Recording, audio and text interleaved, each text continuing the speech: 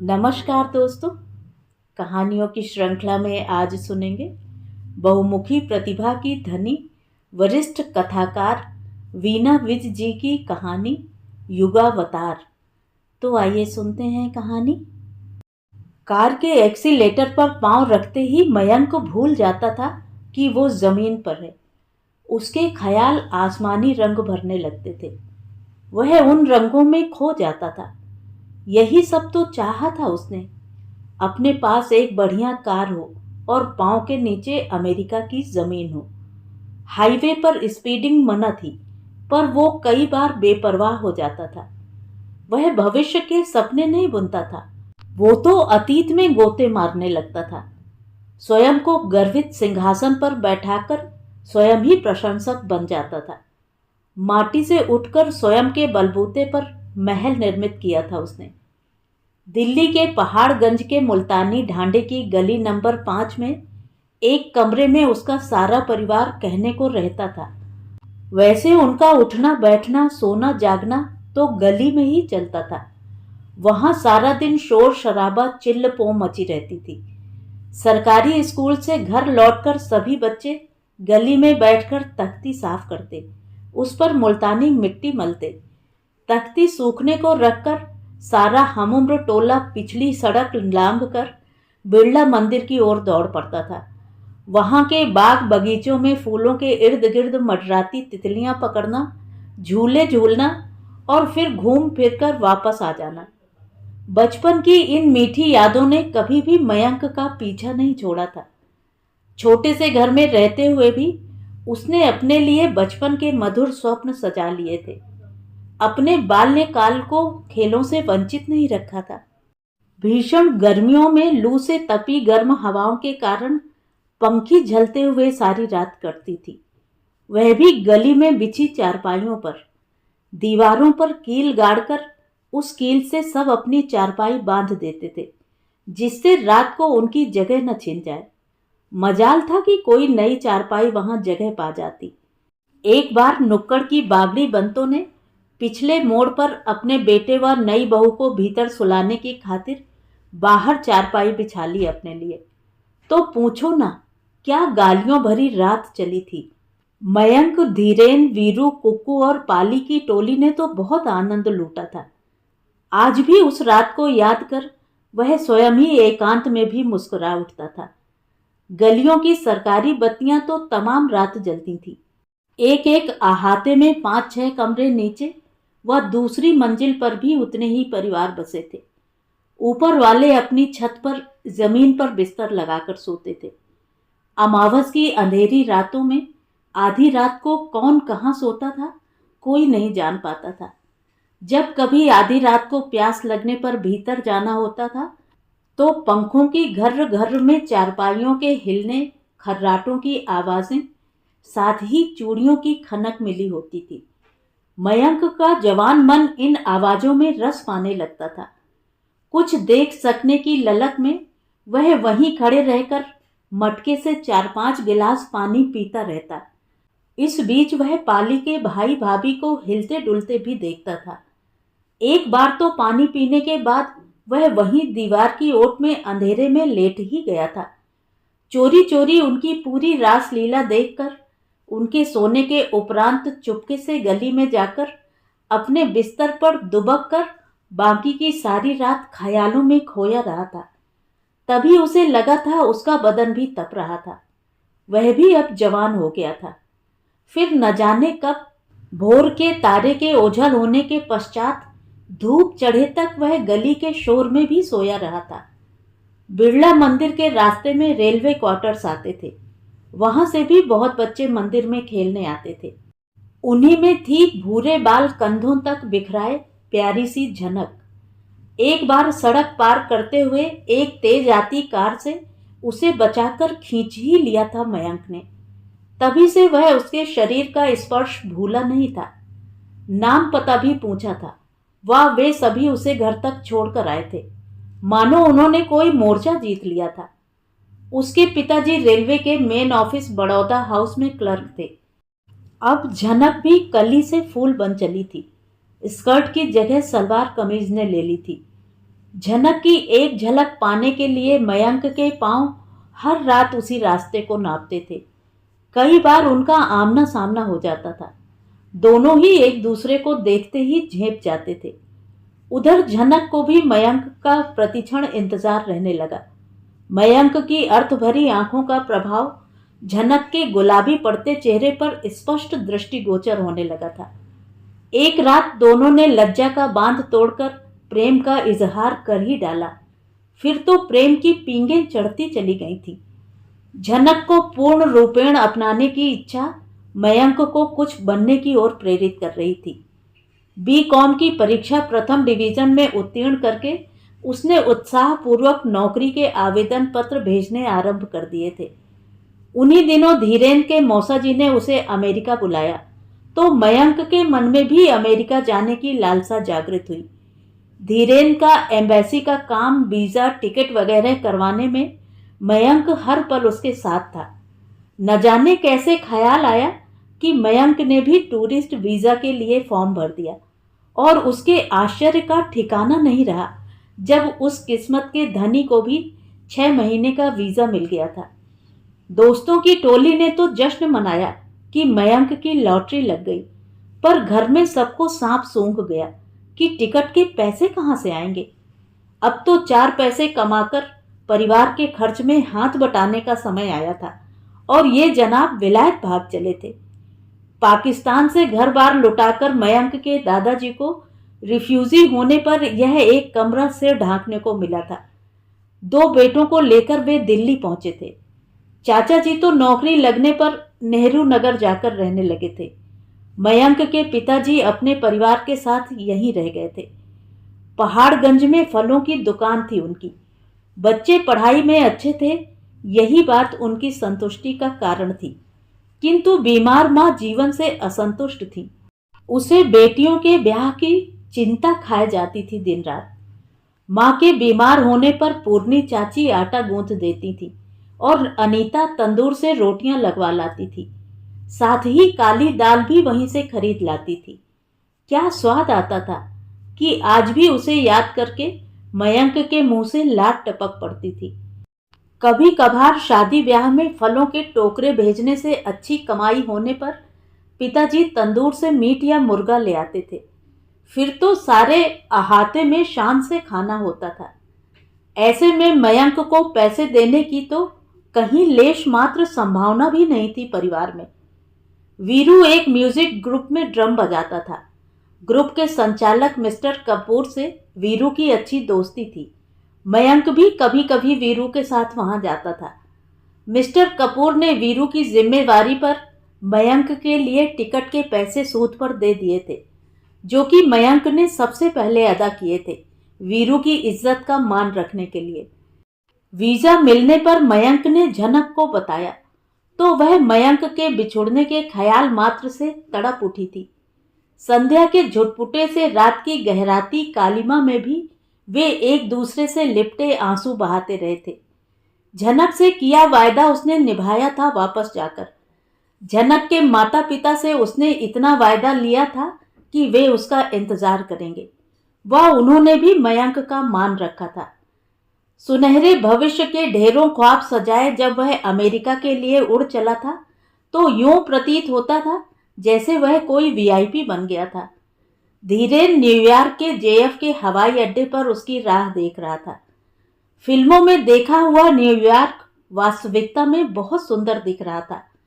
यहाँ की गगनचुंबी इमारतें व अट्टालिकाएं देखकर वह विस्मय व हर्ष से भर उठा था।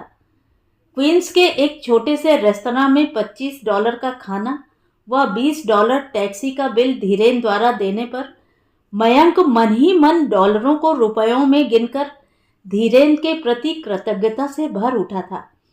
वहां से पैदल ही वह उसे अपने भीड़ भरे कमरे में लाया, तो मयंक को लगा उसके स्वप्न टूटकर बिखर गए हैं। वहां 5 भारतीय लड़के और भी रहते थे। वहीं जमीन पर सब सोए हुए थे। मयंक का भी नया सूटकेस एक कोने में रखकर धीरेन उसे चुपके से बाहर ले आया। वह बताया कि अनाथ होने के कारण उसकी मौसी ने उसे अमेरिका बुला तो लिया था, किंतु फिर पल्ला छुड़ा लिया था। वे भी कठिनाई से अपना खर्चा पूरा करते थे। धीरेन केवल प्रति शनिवार रात उनके पास घर का खाना खाने जाता था। उसने बताया कि कमरे में सोए ये भारतीय लड़के प्रोफेशनल्स हैं, फिलहाल जो काम मिलता है वही करके गुजारा कर रहे हैं, कल की कल देखी जाएगी। बस यही यहाँ की वास्तविकता है। इतनी कड़वी सच्चाई मयंक के गले नहीं उतर रही थी। उसके विचारों में तो अमेरिका में रहने वालों के ठाठ ही निराले होते हैं। वे भारत आने पर तभी तो ढेरों गहने कपड़े आदि खरीदते हैं। उनके पास बड़ी बड़ी कारें व कोठियां होती हैं। लेकिन मालूम हुआ कि बेहद लगन, मेहनत व मुकद्दर से ही इस मुकाम तक पहुंचा जा सकता है। तभी अमेरिका आपके स्वप्न भी पूरे करता है। अगले दिन धीरेन बस से उसे अपने काम पर साथ ले गया। मैनेजर ने बताया कि टूरिस्ट का काम करना गैर कानूनी है अमेरिका में। उसे कहीं काम नहीं मिल रहा था। करीब 10 दिनों बाद एक गुजराती रेस्तरां के रॉकी पटेल ने उसे आधी पगार पर काम दे दिया। सुबह का नाश्ता व संध्या समय चाय या कॉफी भी मिलती थी वहीं से। कुछ ही दिनों में अपनी लगन व मेहनत से मयंक ने रॉकी का दिल जीत लिया था। वह अंतर्राष्ट्रीय ड्राइविंग लाइसेंस बनवा लाया था। वह पटेल की गाड़ी ले जाकर रेस्तरां की ग्रोसरी, खाद्य सामग्री भी खरीद लाता था। मयंक पूरी तनख्वाह बचा लेता था। ऊपर से जो टिप मिलती थी उससे वह भारत फोन करके उनसे झूठ मूठ बताता था कि वह बड़े मजे में है।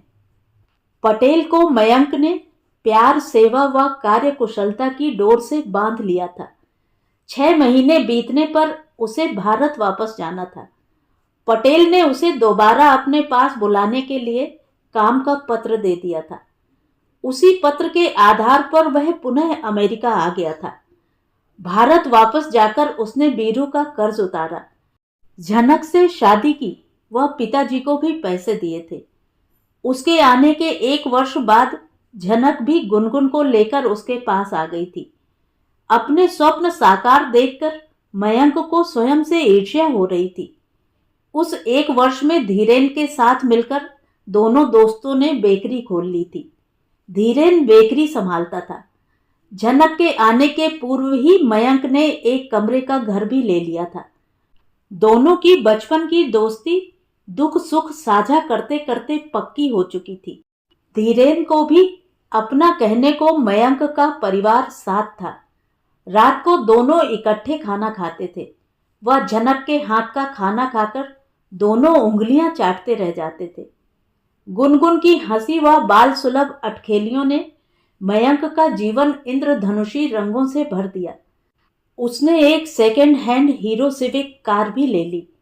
धीरेन भी गुनगुन से थोड़ी देर खेलने के बाद उसे सुलाकर ही जाता था। मयंक की जीवन की गाड़ी अब दौड़ चली थी रफ्तार लेने को। भारत में मयंक के पिताजी अब सिर उठाकर गर्व से चलते थे। भाई अमेरिका में होने से अनीता का रिश्ता भी बढ़िया मिल गया था। मयंक के पैसे आने से माँ की बीमारी भी ठीक हो गई थी। अपनी हैसियत से बढ़कर अनीता की शादी की थी मयंक ने। गुनगुन को बेबी सीटर के पास छोड़कर झनक ने भी काम करना प्रारंभ कर दिया था। जब उसे स्कूल भेजने का समय आया तो ज्ञात हुआ झनक पुनः मां बन रही थी। अब की बार वह अमेरिका में मयंक के पास थी। मयंक उसके खाने पीने का पूरा ध्यान रखता था। पटेल की बीबी मीराबेन उसे यहाँ की बातें समझाती थी। इन वर्षों में झनक ने अमेरिका की भाषा, रहन सहन सब अच्छे से सीख लिया था। हंसते खेलते समय आबाद गति से बीत रहा था। नौ प्राण के आगमन की प्रतीक्षा थी अब तो। मयंक मस्ती से सीटी बजाते हुए जब भी कार की स्पीड बढ़ाता तो झनक उसे टोक देती थी। झनक हाथ धोकर धीरेन के पीछे पड़ी थी कि अब वह भी शादी कर ले। धीरेन मयंक से आयु में 4 वर्ष छोटा था, पर डील डॉल में एकदम उस जैसा। वह सदा ही काम में व मयंक के परिवार में व्यस्त रहता था। अपने लिए लड़की ढूंढने का उसके पास समय ही कहाँ था। मौसी भी बस शनिवार को औपचारिकता निभा देती थी। धीरेन बात को हंसी में टाल देता था। झनक की डिलीवरी का समय करीब आ गया था। तभी पटेल ने इस रेस्तरां का मैनेजर मयंक को बना दिया। वह स्वयं दूसरा रेस्तरां खोल लिया। मयंक को प्रतीत हुआ मानो आने वाला नन्हा जीव उसके जीवन में खुशियों की बहारें ला रहा है। बरखा की रिमझिम फुहार पर जैसे मयूर झूमकर नाच उठता है, वैसे ही उसका संपूर्ण अस्तित्व झूम उठा। मयंक ने झनक से कहा, बेटा पैदा हुआ तो उसका नाम मयूर, और यदि पुनः बेटी आई तो उसका नाम रिमझिम रखेंगे। झनक उसकी रस भरी बातों पर मुस्कुरा भर दी थी। उसकी मीठी कल्पना में खो गई थी, भविष्य की सुखद तस्वीर लिए।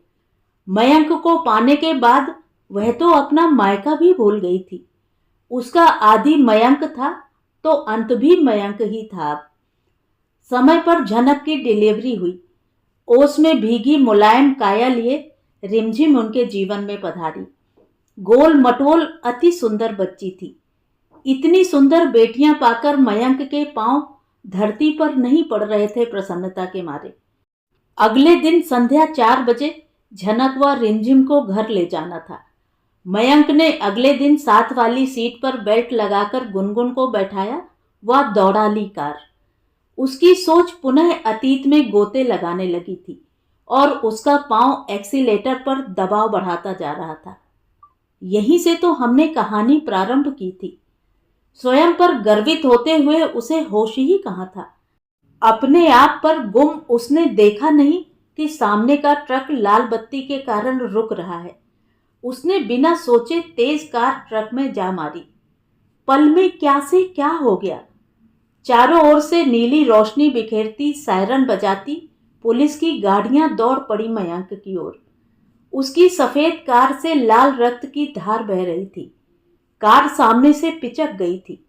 मयंक का पार्थिव शरीर स्टीयरिंग व्हील के पीछे फंसा हुआ था। अलबत्ता गुनगुन दाईं ओर बेहोश पड़ी थी। उसकी सांस चल रही थी। मयंक अकेला ही जा चुका था बहुत दूर। धीरेन को फोन पहुंचा। वह अविश्वास से भरा जब वहां पहुंचा तो उसका यार जा चुका था उसे छोड़कर। उधर झनक हर पल मयंक की राह बड़ी बेसब्री से तक रही थी घर जाने के लिए। वह बार बार रिसेप्शन से घर का फोन मिलाती। वहां कोई था ही नहीं तो फोन कौन उठाता। जब सांध का धुंधलका भी रात्रि की बाहों में समाने लगा तो उसकी व्यग्रता बढ़ गई। बुरे विचारों ने उस पर हावी होना चाहा तो पलकों के प्रहरी आंसुओं की बाढ़ को रोक नहीं पाए और वेग से बह निकले। आज उसे देवी देवताओं की मन्नत मनौती करनी भी आ गई थी। वह तो पूर्ण रूपेण मयंक पर निर्भर थी। वही उनका अवलंब था। एक्सीडेंट से संबंधित सारे कार्य निपटाने में रात्रि घिर चली थी। पटेल को वहीं छोड़कर केवल धीरेन ही झनक को लिवाने अस्पताल पहुंचा। झनक हैरान हो धीरेन से मयंक के न आने का कारण व कुशल क्षेम पूछ रही थी, साथ ही आंसू बहा रही थी। धीरेन ने धैर्य पूर्वक उसे चलने को कहा। वह बोला, उसे काम था, उसने मुझे कहा था तुम्हें लिवाने को। काम में देर हो गई, सॉरी। धीरेन ख्यालों में खोया चुपचाप कार चला रहा था। उधर झनक उसका पीला पड़ा चेहरा पढ़ने का विफल प्रयत्न कर रही थी। वह बोली कुछ नहीं, बस सिसकती रही धीमे धीमे। घर में कदम रखते ही उसे अपनी जान पहचान के सभी चेहरे दिखाई दिए। उसे यूं प्रतीत हुआ मानो उसका व रिमझिम का स्वागत करने को मयंक ने सरप्राइज दिया है उसको। उसकी जान में जान आई। उसने बरबस अपने होठों पर मुस्कुराहट बिखेरने का यत्न किया, पर उसकी दृष्टि चारों ओर मयंक व गुनगुन को खोजने लगी। तभी एम्बुलेंस का सायरन बजा। सभी उठकर बाहर भागे। मीराबेन ने उसके हाथों से रिमझिम को उठा लिया। धीरेन की मौसी मिसेस सेन, मिसेस गुप्ता आदि उठकर उसके करीब आ गईं। सर्वप्रथम धीरेन गुनगुन को उठाए भीतर आया। झनक ने प्रेम विह्वल हो गुनगुन को चूमना आरंभ कर दिया। तभी पटेल आदि सब लोग स्ट्रेचर पर श्वेत चादर से ढकी एक लाश लाकर भीतर जमीन पर रखने लगे। झनक एक क्षण को भयभीत हो गई। चेहरे पर से चादर हटते ही वहां मयंक का रक्त रंजित चेहरा देखकर झनक एक चीख मारकर मूर्छित हो गई। गुनगुन भी मम्मा पापा बोलकर बिलख रही थी। वह मां के शरीर से लिपटी जा रही थी। ऐसा हृदय विदारक दृश्य देखकर कौन नहीं पसीजता। सभी फूट फूट कर रो रहे थे। सब प्रत्यक्ष था, किंतु किसी को विश्वास नहीं हो पा रहा था। दोनों के परिवारों को भारत में खबर दी गई। धीरेन ने वास्तविकता को समझते हुए स्वयं ही वर्तमान से जूझने का संकल्प लिया। पटेल ने हिंदू सोसाइटी वालों को सूचित कर दिया था। अगले दिन शनिवार था। शमशान में जब लकड़ी के कफन बॉक्स में मयंक को सजाकर, नया काला सूट टाई पहनाकर, फूलों से सजाकर वहां रखा गया, तो प्रतीत होता था वह अभी उठकर चल देगा। झनक पर तो कहर टूटा था। वह पाषाण प्रतिमा बनी सूनी आंखें लिए शून्य में तक रही थी। वहां गायत्री मंत्र या शिव स्त्रोत पढ़े जा रहे थे। उसे कुछ ज्ञात नहीं था। जब मयंक को बिजली के अग्निकुंड में अर्पित किया जा रहा था, तो उन 3 निरीह जनों को देखकर अजनबी भी आंसू बहा रहे थे। लेकिन झनक थी एक मूक दृष्टा। उजली बहारें दामन में समेटकर वह एक चलती फिरती लाश बन चुकी थी। अब समय ही उसके घाव भरेगा, सब जानते थे। मीराबेन, धीरेन की मौसी आदि ने 40 दिन तक झनक का पूरा ध्यान रखा। अभी वह काम करने योग्य नहीं थी। उधर धीरेन स्वयं को उनसे बंधा पाता था। उनका पूरा ध्यान रखना वह अपना नैतिक उत्तरदायित्व समझता था। उनके सुख का वह साथी था, तो दुख भी तो उसी ने साझा करना था ना। आखिर मयंक उसके बचपन का साथी, उसका एकमात्र दोस्त था। यहाँ पर 1-2 माह बीतने पर हिम्मत जुटाकर एक दिन धीरेन ने झनक से भारत वापस जाने के विषय में पूछा। गहन गंभीर सी झनक ने उत्तर दिया कि वह दोनों बेटियों के साथ यहीं अमेरिका में ही रहेगी। भारत में तो कोई भी ऐसा शुभ चिंतक नहीं है जो पलकें बिछाए उनकी बाट जो रहा हो। ससुराल वालों को केवल मयंक का पैसा चाहिए। वह मायके में कोई उन तीनों का खर्चा नहीं उठा सकता। अब वह स्वयं ही कोई नौकरी करेगी। यह सुनकर धीरेन अवाक रह गया। झनक की अभी उम्र ही क्या थी। उसका दृढ़ निश्चय व बेटियों के प्रति कर्तव्य पालन की क्षमता व निष्ठा देखकर उसे झनक पर गर्व हुआ। वह मयंक के विछोह में टूटकर बिखरी नहीं थी, वरन दृढ़ संकल्प हो गई थी। लौह पुरुष सा फैसला लिया था उसने। धीरेन भी उसका साथ देने को उत्साह से भर उठा। वह प्रतिदिन काम के पश्चात पहले की तरह ही उनके पास आता। घने जंगल सा सन्नाटा व उदासी उसके आने से छट जाती। वह रिमझिम से खेलता, उसे हंसाता, गुनगुन का होमवर्क कराता, फिर चॉकलेट और आइसक्रीम खिलाने ले जाता। साथ ही घर का जरूरी सामान भी लाकर रख देता था। हाँ, झनक स्वचलित मशीन सी खाना बनाती व रख देती थी। ना वह हंसती, ना बोलती, ना ही नजर उठाकर देखती। धीरेन्द्र को भी मयंक की कमी खूब खटकती थी। एक बार धीरेन्द्र आया तो देखता है झनक बच्चों के साथ लेटी दर्द से कराह रही है। उसे बहुत तेज बुखार था। धीरेन्द्र ने आग्रह पूर्वक उसे दवा और चाय बनाकर दी। बच्चों को भी कुछ खिलाया पिलाया। उस रात फिर वह वहीं रह गया। वह सोफे पर ही सो गया। प्रातः आंख खुलने पर देखता है कि उस पर कंबल डला हुआ था। उसे कुछ सुखद सा लगा। 10 माह की रिमझिम आजकल दांतों के निकलने के कारण बीमार चल रही थी। झनक के चेहरे पर भी बेचैनी भरी थकान चल रही थी। तेज बुखार के कारण उसके माथे पर झनक बर्फ के पानी की पट्टियां रख रही थी। धीरेन्द्र ने उसे थोड़ा आराम करने को सोने भेज दिया। पौ फटे जब झनक की आंख खुली तो क्या देखती है। धीरेन्द्र अति तन्मयता से रिमझिम की पट्टियां तमाम रात से रख रहा था। वह अब उसका बुखार उतरने पर मुस्कुराकर देख रहा था। जिस लगन और प्रेम से वह दोनों बच्चियों को उनके पिता की कमी नहीं महसूसने देता था, उससे झनक बेखबर नहीं थी। उसके रोने व गम को कम करने के लिए भी तो एक ही कंधा था धीरेन्द्र का। फिर भी एक दिन उसने धीरेन्द्र से कह ही दिया कि अब वह देर न करे, अपनी जीवन संगनी ले ही आए, झनक को भी साथ मिल जाएगा। इतना सुनते ही धीरेन ने आओ देखा न ताओ, दोनों बच्चियों को दोनों बाहों में उठाकर दोनों ओर से सीने से लिपटाकर झनक से तपाक से बोला, अब ये दोनों ही मेरी जिंदगी हैं, नहीं रह सकता मैं इनके बिना।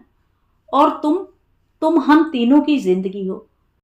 झनक आवाक मुंह उठाए धीरेन की आंखों में दृढ़ विश्वास से परिपूर्ण कर्तव्य निष्ठा देख रही थी। उसे धीरेन में एक महान व्यक्ति का स्वरूप दिखाई दे रहा था, त्याग की मूर्ति या उसके लिए कोई युगावतार। कोई दैव शक्ति उसे धीरेन की ओर ढकेल रही थी। वह चुपचाप उसकी दोनों बाहों के मध्य रिक्त स्थान में सिमट गई। उसकी दोनों बाजुओं ने धीरेन के इर्द गिर्द जाकर पीछे से उंगलियां फंसाकर स्वयं को उससे बांध लिया था, सदा के लिए वहीं ठहर जाने के लिए। तो ये थी कहानी। कहानी आपको कैसी लगी कमेंट करके ज़रूर बताएं। और अगर मेरे द्वारा सुनाई हुई कहानियाँ आपको अच्छी लगती हैं और आप मेरे चैनल पर पहली बार आए हैं तो चैनल को सब्सक्राइब ज़रूर करें, लाइक करें और अपने दोस्तों और परिचितों में शेयर भी करें। बेल आइकन दबाना बिल्कुल भी ना भूलें। धन्यवाद।